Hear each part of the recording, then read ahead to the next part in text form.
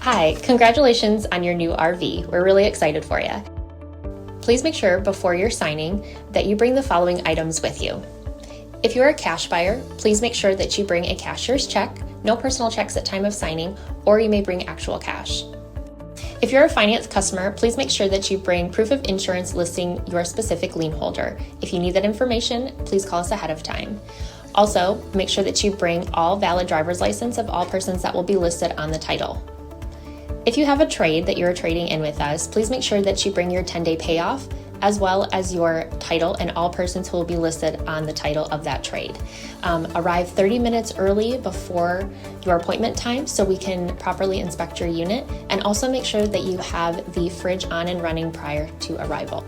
If you have any questions, please feel free to give us a call at 810-686-0710. Thanks so much. Have a great day. Hello, this is Mike at TradeWinds RV Center, here to congratulate you on your Gulfstream Ameri Lite 218 MB travel trailer. I'm here to walk you around it, show you how to use a few things to get the best out of your camping experience. Let's start by talking about arriving at the campsite, a few things taken into consideration when parking. On your campsite, you can have this big old awning coming out, so there'll be plenty of room for that. On your off campsite, I want you to think about where your power and water connections are going to be. Your power is going to be just above your tires on your off camp side, or your driver's side of your tow vehicle. Your water connections are going to be up front. You park accordingly so you can utilize facilities at the campsite. Once we arrive, first thing we're going to do is level our unit. Unhook your hitch, come up here to your hand crank tongue jack. To the right will bring that up, to the left will bring that down. You can stick a level inside your door or stick one on the side of the unit. Watch that until it's level. Once it is level, next thing we're going to do is stabilize it. All four corners of the unit got these 3/4 inch hand crank stabilizers. You can use an impact driver or drill gun. Just slow down when you get to the bottom, because remember, our unit's already level. All we want to do now is stabilize it. So grab some stabilizing jack pads, put them down to the ground underneath these. Run these down just until you've got some resistance on your hand crank. That means they're taut. Get all four of those down. Got our unit level and stable. We can hook up our power and water. Our power cord, 30-foot long, 30-amp cord, actually stores right inside. Just when you're done, tuck it back up inside there. When you arrive, pull it out. At the end of that 30-amp service, should you need to plug into a 110, your convenience pack will be a 30 to 15-amp reducer.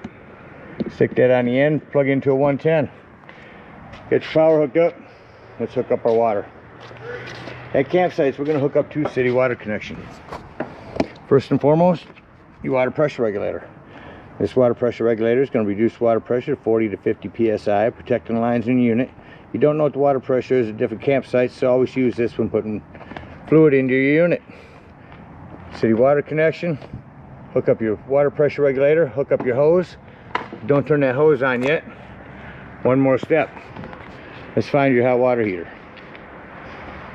Yours is located on the rear of the unit. And all we're doing at this point, folks, is making sure our drain plug's back in. May have left it out last time we were out camping. Get some plumber's tape on that, not putty. Putty will gum up. Get some tape on that, get that in there nice and snug. Then you can turn that hose on. After that hose has been on for a few minutes, go ahead and go inside. Open up all your water taps. You should get in there and get all the air out of the lines.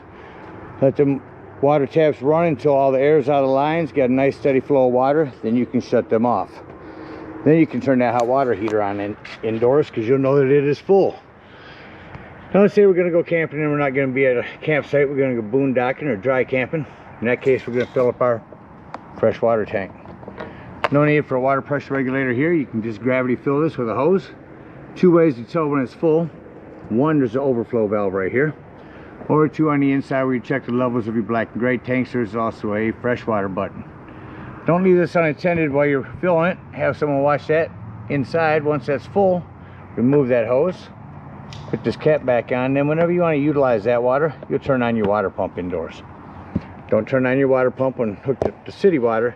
That is already pressurized. All right, we're all set up with power and water. We'll go ahead and walk you around the rest of the unit, starting here on your off camp side. You got a pass-through storage here. Again, our fresh water, city water. So flue for your furnace. A couple things on that. One, make sure it's never blocked. And two, if you are running it, steer clear of those. Those do get hot. Up here you have a vent for your microwave. So that's where your shore power cord tucks in. That is access to the back of your fridge. That's mainly for tech use. Back here is where we'll dump our black and gray tanks. Got your cable hook up here for campsites. Spare tire with a cover. Keep that cover on there. That's going to help keep that from dry rotting. Again, our hot water heater. One thing on your hot water heater, if it doesn't seem to be working, come out here to see if those buttons are popped out. If they are, just simply press them back in. They are a reset button.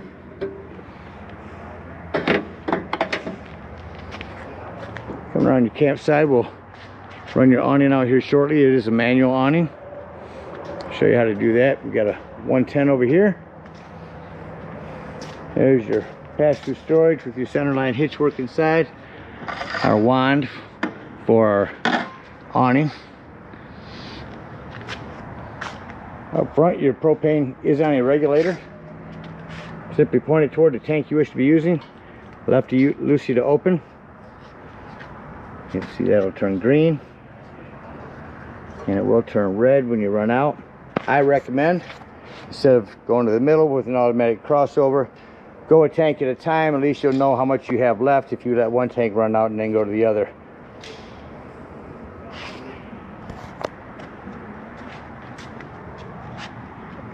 Battery posts, check them every now and then. Make sure those haven't wiggled loose over time. Well, covers everything out here. Let's go take a look on the inside. Coming up beside your unit, first thing I always like to point out is the fire extinguisher.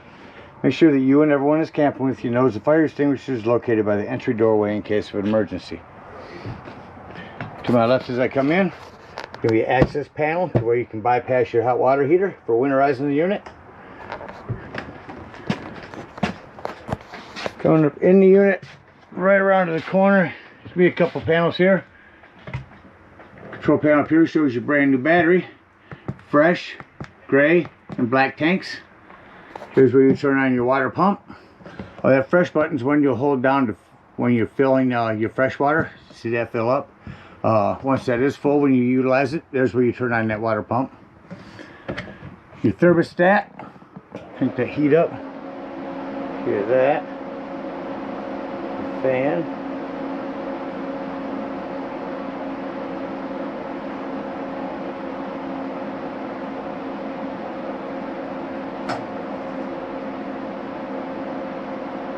And then that fired up.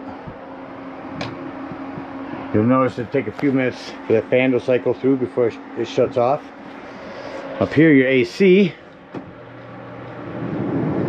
Low, high.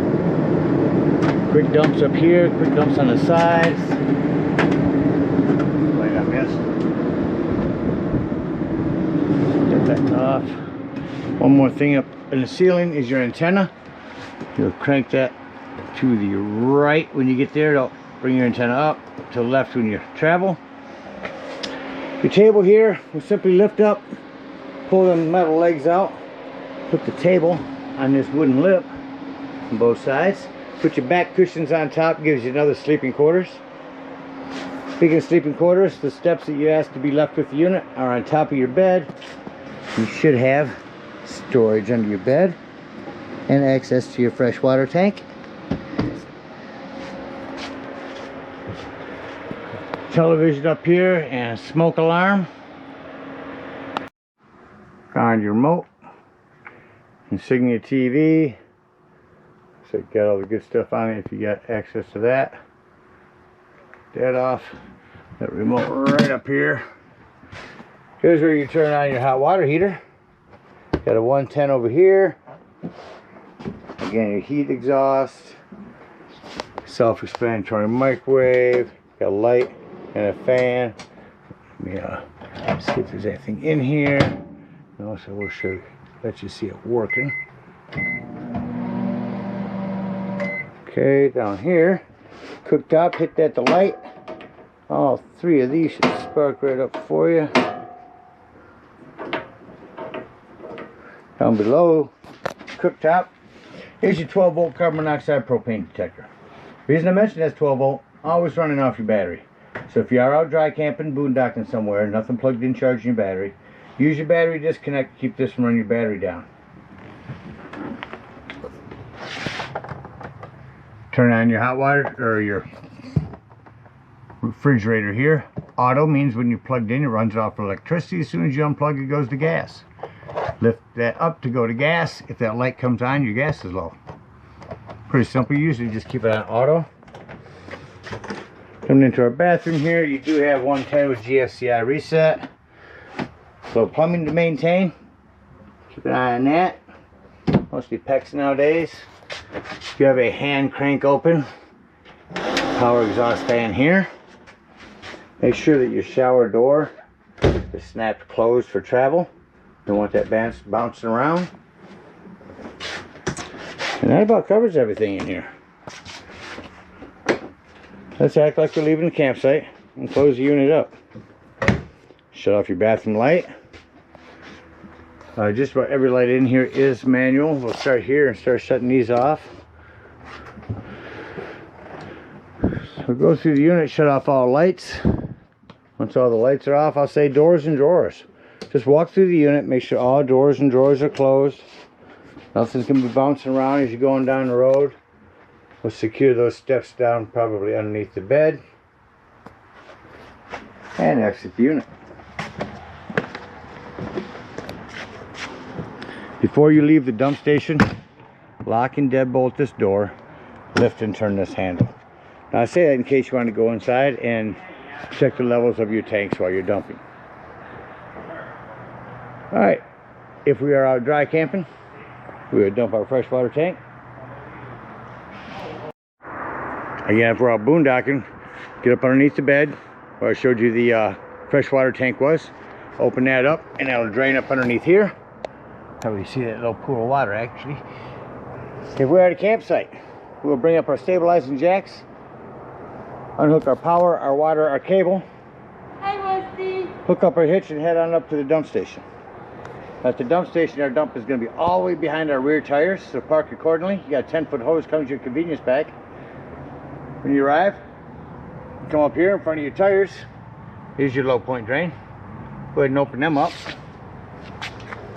Come back here, take your hose and hook up.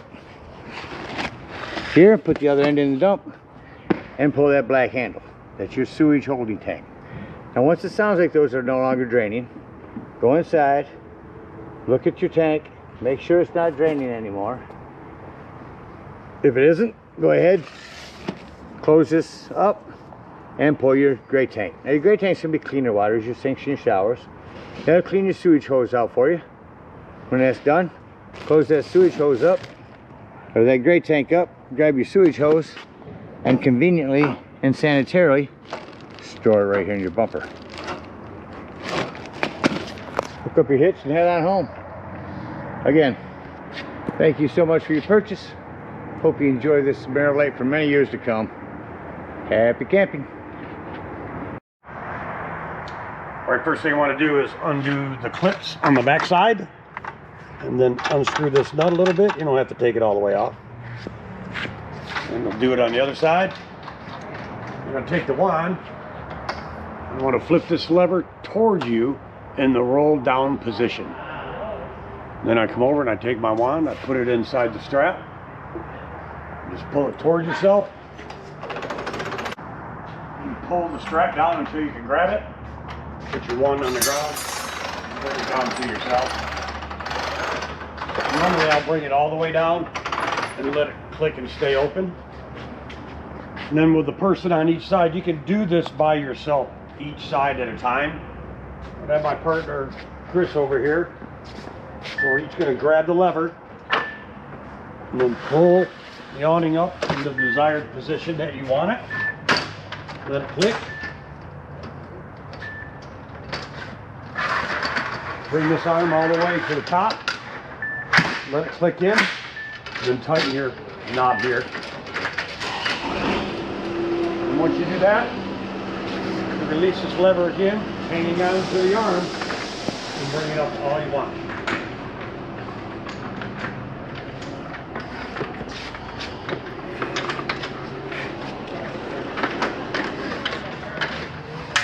There we go. You can also detach it here and stake it to the ground. Once these are staked to the ground, they are very resistant to high winds.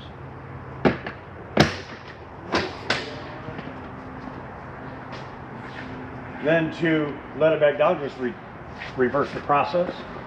Undo this handle.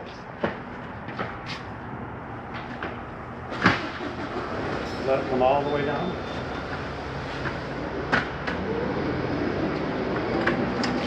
Unscrew the knob on the second upright. Push this lever in. That'll release that upright. And you just let it fall all the way down. And then at this point, you want to hang on to your strap as far to the left as you can.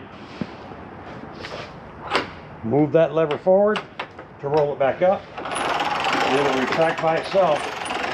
Make sure you don't let go of that strap. Then put your awning wand in the loop of the strap and just follow it back up to the camper. And it should leave a little tag of that strap down. Click it right here. Tighten up this knob here. And you're good to travel with it.